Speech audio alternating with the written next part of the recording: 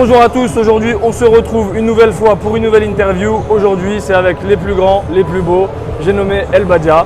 On est en présence aujourd'hui de Mohamed qui est le responsable des ventes El Badia. Mohamed, comment ça va? Comment se passe ce salon? Ça va super, c'est pour moi la première fois que je fais le salon et c'est vraiment une bonne expérience parce qu'on est amené à rencontrer beaucoup de personnes. C'est fatigant bien sûr, C'est clair. mais clairement ouais, c'est une très bonne expérience. Une bonne Ça expérience. se passe très très bien. Ouais. Il y a eu du monde aujourd'hui. Hein. Ouais, vraiment. Voilà, hier on était sur une journée pro, ça allait. Aujourd'hui on a senti la foule arriver. Clairement, surtout physique. après tous ces temps de Covid, de retrouver les gens, de voir les gens sourire, de voir les gens s'intéresser à plusieurs choses, c'est vraiment sympa. De voir aussi d'autres acteurs du monde, du monde de l'achat, c'est vraiment Clairement. sympa. Voilà, on est en plein dans le partage. Clairement. Hein, c'est le Clairement. mot-clé de la chicha de toute façon. Exactement. Alors Mohamed, est-ce que tu peux nous en dire plus sur El Badia? Alors même si tout le monde vous connaît aujourd'hui, tout le monde ne connaît pas les coulisses, le démarrage, etc. Est-ce que tu peux nous faire une petite présentation rapide et nous dire qui est El Badia? Alors El Badia, c'est une société qui a été créée en 1991. C'est une société, on peut dire, familiale. Parce que voilà, c'est trois personnes qui l'ont montée. Ils ont commencé dans une toute petite boutique rue du Commerce. Dans le 15e arrondissement de Paris. Exactement, ouais. C'était vraiment une toute petite échoppe. Ils ont commencé parce qu'ils étaient vraiment passionnés. En fait, c'est des personnes qui sont passionnées par la chicha. Ils ont commencé à ramener des chichas du Moyen-Orient. Et ils se sont rendus compte qu'il y avait un engouement, il y avait des personnes qui demandaient des chichas et tout ça. Donc ils ont fait une petite boutique. Par la suite, il y a eu vraiment une grande demande de chicha. Il y a eu tous les barachas qui ont commencé à sortir un peu avant les années 2000. Ouais. Et donc ils ont déménagé dans une boutique un peu plus grande à Châtelet. Je pense que tout le monde la connaît. Ouais. Et puis par la suite, une autre boutique beaucoup plus grande, toujours, qui est toujours présente au 75 rue Saint-Denis à Châtelet. Donc il y a eu deux boutiques à Châtelet. Exactement. Une première et après encore un nouveau déménagement. Exactement, ouais. Ça fait que grimper quoi. On essaye en tout cas. D'accord. Donc, justement, qu'est-ce qui a fait que El Badia a connu cette croissance et aujourd'hui, on va dire, même si on sait que vous n'aimez pas trop le dire, mais vous êtes quand même au sommet du monde de la chicha, en tout cas en France, même en Europe. Qu'est-ce qui fait qu'aujourd'hui, El Badia, c'est El Badia? El Badia, je pense qu'ils ont su, à un moment donné, il y a eu une attente parce qu'il y a eu l'éclosion de tous les bars à chicha et ils ont su apporter un produit phare qui est la Céleste Junior. On connaît tous. Clairement. Et je pense que le grand succès d'El Badia part de là. Ça veut dire que dans quasiment tous les bars à chicha, on retrouvait la Céleste Junior.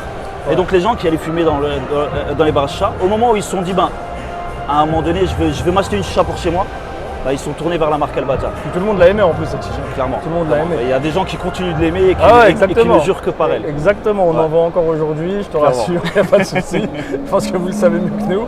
D'accord, donc du coup c'est clairement la Céleste Junior 2.0 qui a propulsé. Clairement, c'est la Céleste Junior.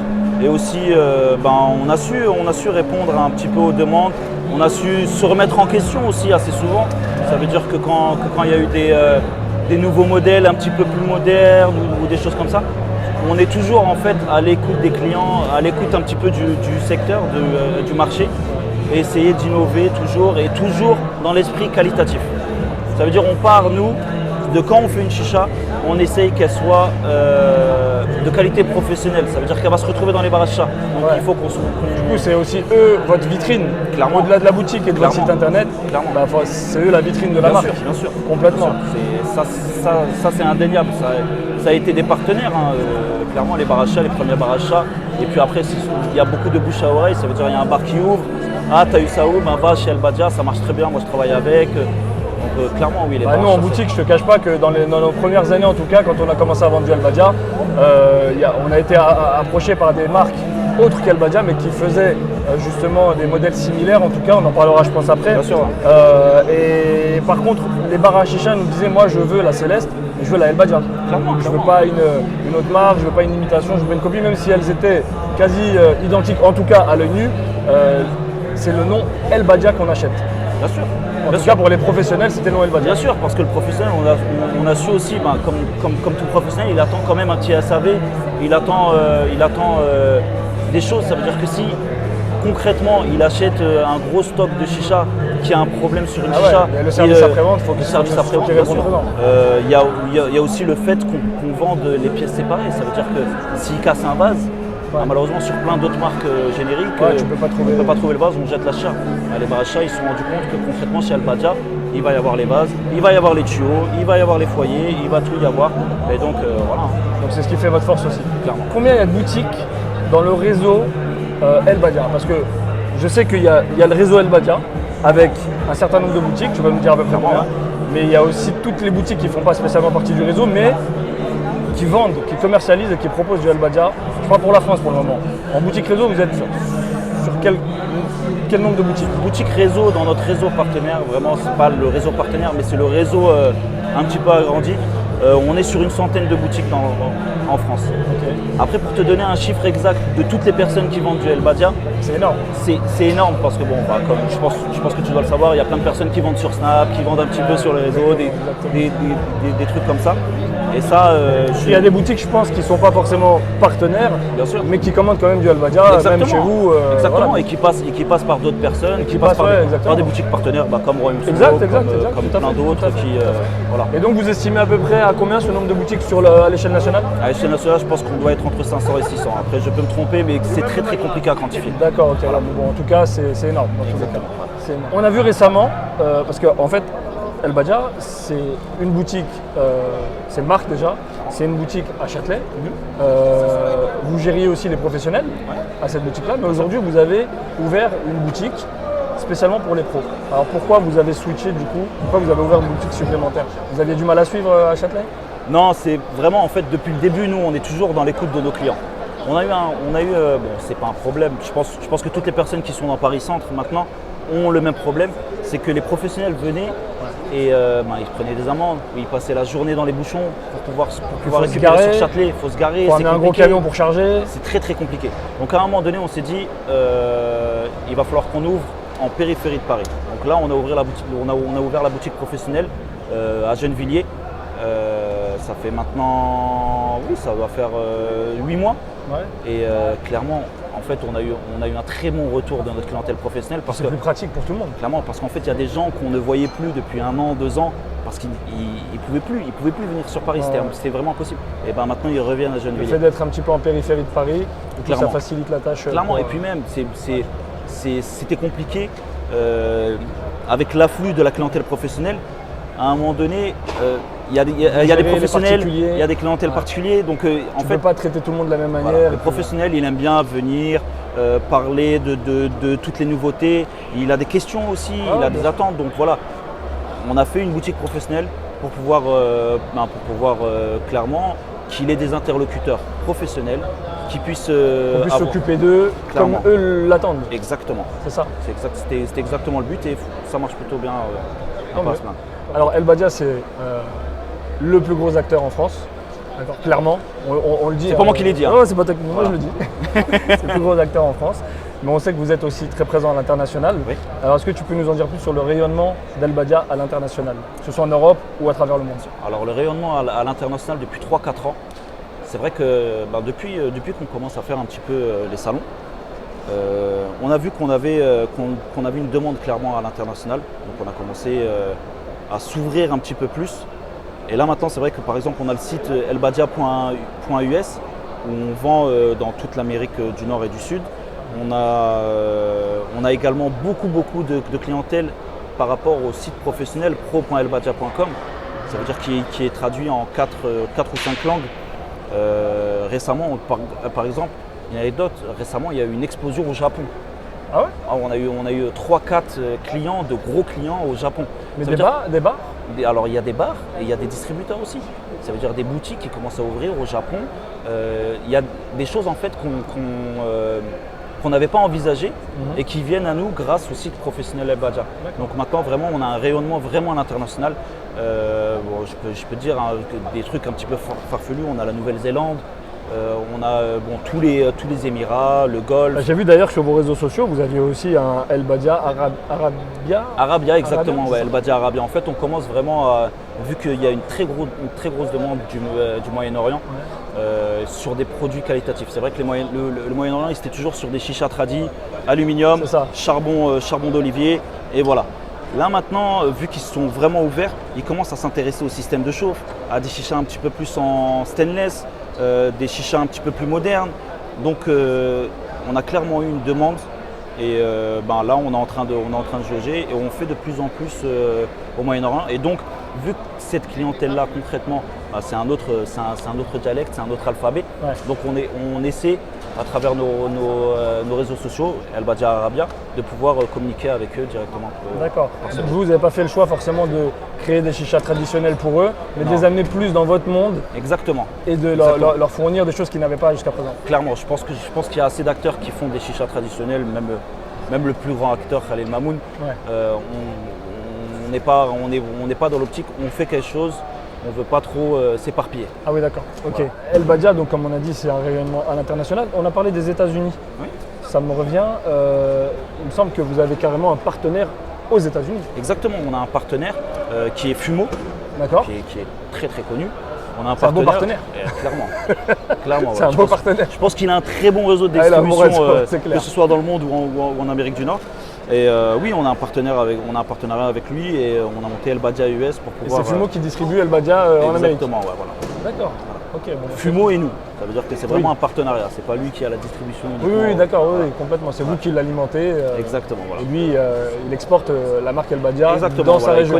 Il va connaître tous les process là-bas. Il va connaître toutes les erreurs à éviter. C'est très important d'avoir des partenaires. Ça veut dire que nous, ça veut dire on n'est pas Dieu tout-puissant au-dessus et tout. Non, bien sûr. Et puis on ne maîtrise pas toutes les, clairement, pas tous les codes de toutes les régions dans le monde. Clairement, sur tous nos partenariats, que ce soit avec plein de boutiques, que ce soit avec vous, que ce soit avec d'autres producteurs, que ce soit Uki, Kazar, tout ça, sur tous nos partenariats, vraiment, on essaie de s'enrichir l'un l'autre. Parfait. Alors, cet enrichissement, cet accroissement, le fait d'être vraiment une marque très importante aujourd'hui, ça a forcément un contre-coup. C'est-à-dire qu'aujourd'hui, ça a des avantages, mais ça a aussi des inconvénients. Bien sûr. Donc bon, est-ce que tu peux nous parler du revers de la médaille, justement, de cette notoriété? Clairement, le revers de la médaille de toute marque qui marche bien, c'est la contrefaçon.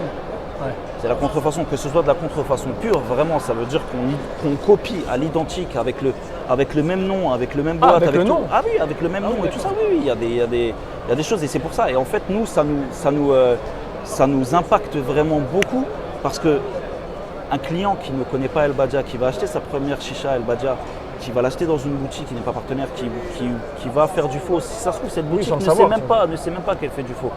À un moment donné, il va se retrouver avec une chicha El Badja, il va se dire mais en fait c'est pas top. Et ça nous impacte beaucoup malheureusement.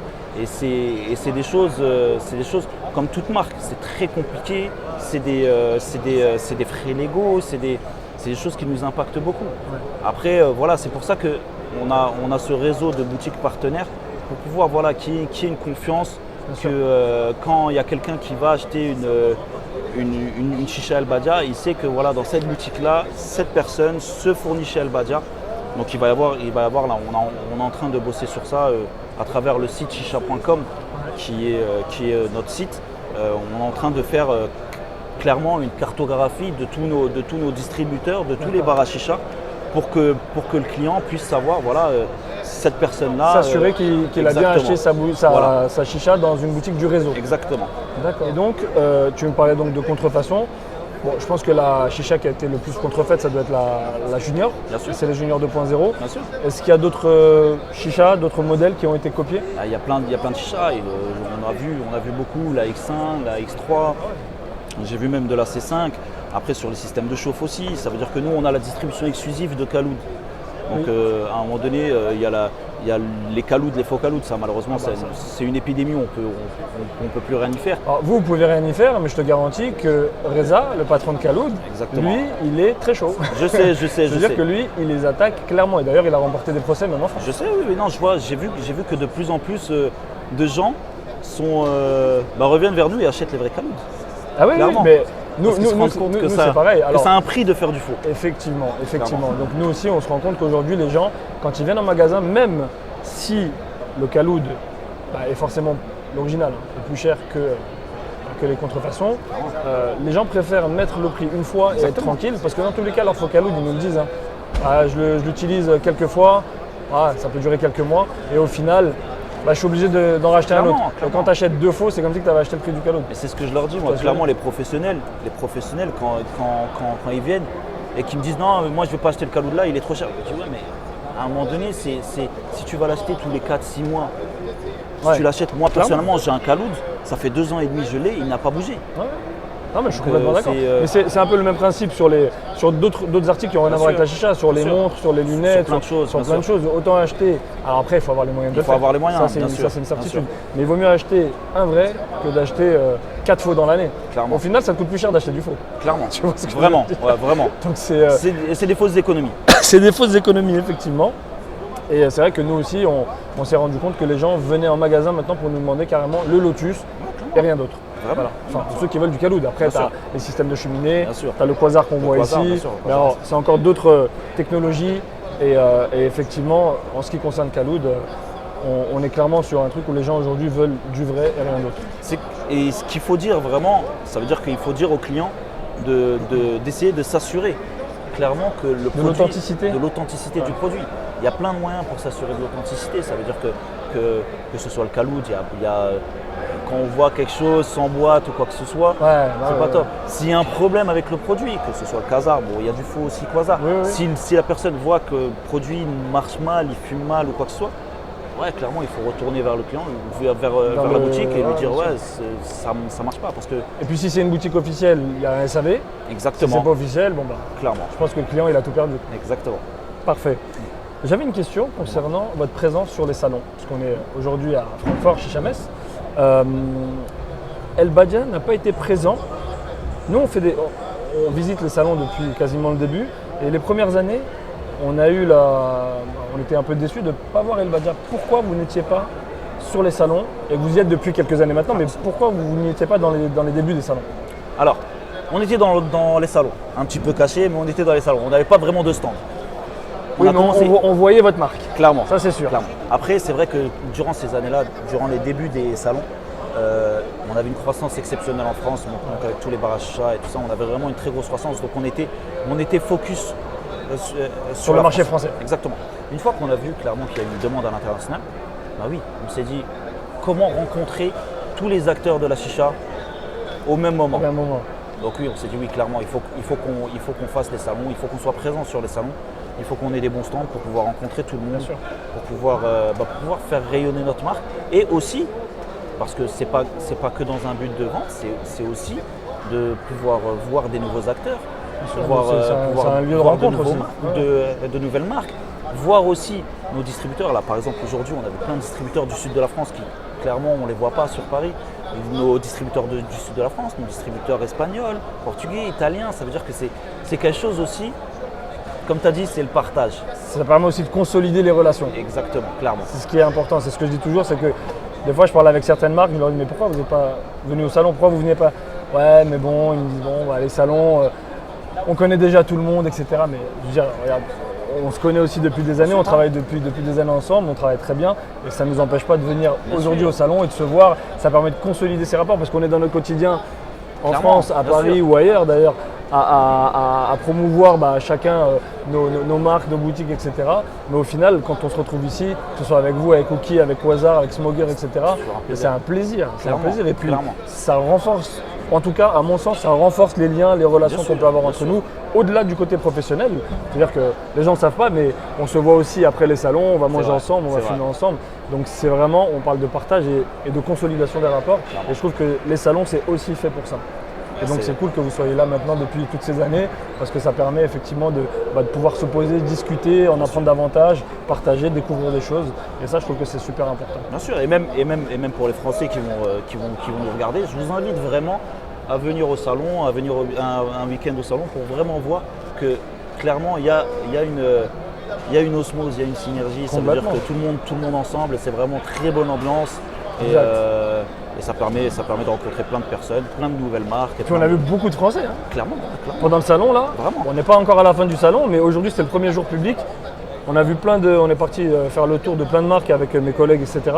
Et il y a des Français partout, et pas que sur les stands français, vraiment dans tous les stands, même allemands, de toutes les nationalités. Et même les marques elles-mêmes bon, ils savent qu'on est français, donc ils nous disent on a reçu un paquet de gens de France, donc c'est vrai que c'est bien parce que vous jouez le jeu, vous venez sur place, ça vous fait plaisir, ça nous fait plaisir aussi. Clairement, moi j'avais révisé mon anglais et mon allemand. À la finale, j'ai bien parlé français, donc tu parles allemand? C'est super. Je spreche nicht Deutsch. Ah ouais, d'accord. Un tout petit, non, je parle pas allemand, je comprends un petit peu, voilà, je baragouine. Tu baragouines, voilà. Parfait. Alors maintenant j'ai une question concernant la période Covid. Ouais. Donc est-ce que tu peux nous en dire un peu plus sur comment est-ce que vous avez vécu l'arrivée du Covid et les premiers confinements? Alors l'arrivée du Covid, vraiment c'était une très grosse remise en question, autant au niveau logistique, autant au niveau de personnel, parce que concrètement tout le monde était chez soi, c'était très compliqué. Par rapport à tout ce qui est commerce, ça a été une bonne période pour nous. Ouais. Je vais t'expliquer pourquoi. Comme tout site qui expédie et qui vend sur Internet, je pense qu'on a eu une très grosse croissance. Ouais, de toute façon, clairement. On l'a tous eu effectivement. Clairement, parce que concrètement, les gens se sont retrouvés chez eux, ne pouvant plus aller en bar à chat, ne pouvant plus aller au restaurant. Plus sortir. Clairement, leur seul plaisir, ils n'hésitaient pas à mettre beaucoup pour pouvoir se faire plaisir à la maison. Donc oui, on a eu un très gros volume de commandes, vraiment très gros. Moi, je te dis ça parce que moi, j'étais pas du tout dans tout ce qui est entrepôt et tout ça. Donc j'ai été rapatrié à l'entrepôt parce qu'on a eu une très grosse croissance. Et je voyais, c'était quelque chose vraiment de fou, quoi. Ouais, de fou, vraiment. Et on avait par contre on s'était dit, il faut vraiment que les gens soient livrés pour le lendemain. On a réussi à tenir ça. C'était très compliqué. On a réussi à tenir ça parce qu'on savait que les gens, en fait, avec Amazon Prime et tout ça, pendant cette période-là, ils ont eu ce réflexe de commander et d'avoir très rapidement. Prennent des habitudes. Voilà. Donc on a été obligé de se mettre au niveau. Et donc c'est vrai que la plupart, vous pouvez regarder, je sais que moi il y a eu plein de commentaires qui disaient que concrètement c'est incroyable, j'ai commandé aujourd'hui, j'ai reçu. Ouais, mais complètement. Donc, mais aussi avec Chronopost, c'est magnifique ça. C'est magnifique. Après, il y a aussi un revers, c'est que plus tu augmentes le volume des commandes, plus il y a des soucis aussi. Il y a des soucis, il y a eu malheureusement. Il y a eu des retards. Exactement. Qui est inhérent à la logistique, malheureusement. Complètement. Ça veut dire que nous... Là, c'est lié aux transporteurs directement. Exactement, ouais. Mais je pense qu'eux aussi, et c'est pour ça qu'on leur en a pas vraiment voulu à Chronopost, par exemple, pour ne pas les citer, parce que je pense que vous travaillez avec eux, on travaille avec eux. C'était débordé. Mais voilà, eux aussi, je pense qu'ils ont subi ce truc, ça leur est tombé dessus. Et au final, même nos clients, en tout cas, je pense que les vôtres aussi, ils ont compris que finalement, si c'était pas 24 heures et que c'était le lendemain, il fallait aussi comprendre que Chronopost était submergé. Et forcément, c'était une situation inédite. Et vous avez connu cette croissance-là, nous aussi, Chronopost aussi. Bien sûr. Et tout le monde a joué le jeu et a compris qu'il fallait se mettre au diapason. Bien sûr, et bien qu'on ait connu une croissance, franchement, ça nous a fait plaisir qu'on a pu rouvrir les shops, qu'on a pu être tous ensemble. C'est clair. Et justement, la question suivante, c'est l'après-Covid. Ouais. Enfin, l'après-Covid, on est encore un petit peu dedans quand même. Ouais. Mais l'après-confinement, comment vous avez ressenti le marché? Est-ce que cette croissance a perduré? Est-ce que ça s'est stabilisé? Est-ce que ça a baissé? Comment ça s'est passé pour vous? Alors il y a eu une telle croissance que ça n'aurait pas été possible de continuer tel quel. C'est pas possible. C'est impossible. On savait qu'il allait avoir une baisse. Donc il y a eu une baisse qu'on a essayé de limiter, bien sûr. C'est comme tout le monde, je pense que toi aussi tu as dû faire la même chose. On a essayé de limiter, on a retrouvé les gens en boutique, on a essayé de faire un peu de promo, on a essayé de faire plein de choses. Mais c'est vrai que oui, ça a baissé et puis ça a stagné à un moment donné. Et puis on espère que ça va reprendre un petit peu plus. Ouais, c'est clair. Bon, ça s'est un petit peu calmé effectivement. Clairement. Mais ça va. Ouais. On va dire que ça va. On n'est pas à plaindre. On n'est pas à plaindre. Alors concernant les nouveautés, est-ce qu'il y a des nouveautés dont on peut parler? Je sais qu'il y a toujours un travail d'amélioration, de changement, d'adaptation à certains marchés, etc. Mais aussi, on ne peut pas se reposer que sur ses acquis. Et je pense que vous êtes un bon exemple pour ça. Est-ce que tu peux nous parler d'éventuelles nouveautés à venir prochainement? Bien sûr. Aujourd'hui, par exemple, sur le salon, on a présenté la Z1, donc, qui est notre petite stainless. C'est vrai que les gens ils vont dire oui, mais ça fait longtemps qu'il y a des petites stainless et tout ça. Il faut savoir que nous, quand on fait un produit, il y a de la recherche et développement qui prend beaucoup de temps. Ça veut dire qu'une fois qu'on fait le produit, on nous l'envoie, on le teste, on renvoie, on fait plein. Vous peaufinez un petit peu le… Comme je t'ai dit tout à l'heure, on s'assure que le produit soit vraiment de qualité professionnelle. Donc clairement, avec la Z1, on est très content. C'est une très bonne chicha. Donc il y a une purge au niveau de la base. Ouais. Il y a un diffuseur qui se vise d'un côté ou de l'autre, donc pour avoir un tirage léger ou tirage lourd, D'accord. avec un manche également en stainless. Donc oui, je pense que ça va sortir d'ici un mois. Ça pèse, hein? Elle est bien lourde. Hein. Ça pèse. Ah, on a acier inoxydable plein. T'as du mal, hein? Ouais, clairement. Donc oui, c'est une très bonne chicha, que ce soit pour le particulier et pour les bar à chicha également. Là. Tu me coupes l'herbe sous le pied, j'allais te demander justement si c'était une chicha qui était destinée exclusivement aux professionnels, au bar à chicha, ou est-ce que c'est aussi destiné aux particuliers? Comme pour tous nos produits, c'est destiné pour tout le monde. C'est pour tout le monde, pas de C'est jaloux. clairement, c'est pour tout le monde. Comme je t'ai dit, on fait une qualité professionnelle. Si ça profite aux particuliers, c'est Bien parfait. sûr. Ah ouais, C'est parfait. Et c'est clair que oui, les professionnels, ils vont. Je pense que ça va bien marcher parce que, comme à chaque fois, on fait les parties séparées. Donc, c'est le professionnel. Clairement, pourquoi il va se tourner, comme on en a parlé, il va se tourner vers El Badja, parce que s'il casse un vase, il va pouvoir le racheter. Et ça arrive beaucoup dans les bar à chicha. Donc Ouais, mais celle-là, nous, ça bien nous sûr. arrive tout le temps, les clients qui cassent des. Et c'est pas que les bar à chicha, hein. Bien Ils sûr. sont bien contents de pouvoir trouver les pièces détachées. Clairement.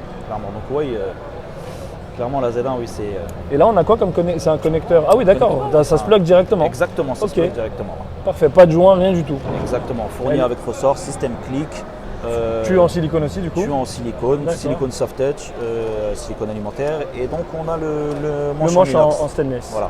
Parfait. Est-ce qu'il y a d'autres nouveautés à venir? Il y a pas mal d'autres nouveautés à venir.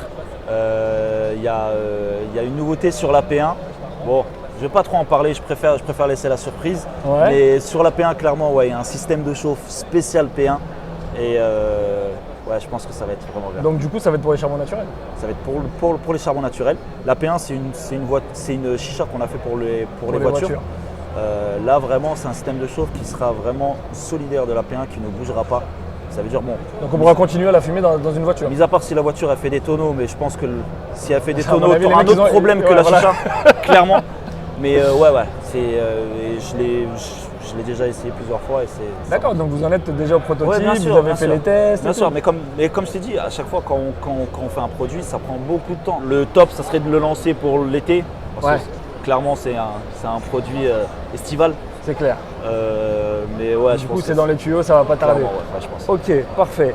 Et donc du coup, on pourra la fumer, comme on le disait, dans sa Exactement. voiture, même avec ce Exactement. système de chauffe. Après, je parle de la voiture parce qu'elle est faite. Bon, Oui, au par rapport au format. porte-gobelet. Mais clairement, après, oui, c'est à l'extérieur, dans les Oui, parcs, exactement. On en Clairement. parle par rapport à la voiture, mais ça se sûr. fume partout, dans tous les cas. C'est stable, il n'y a pas de Bien souci. sûr.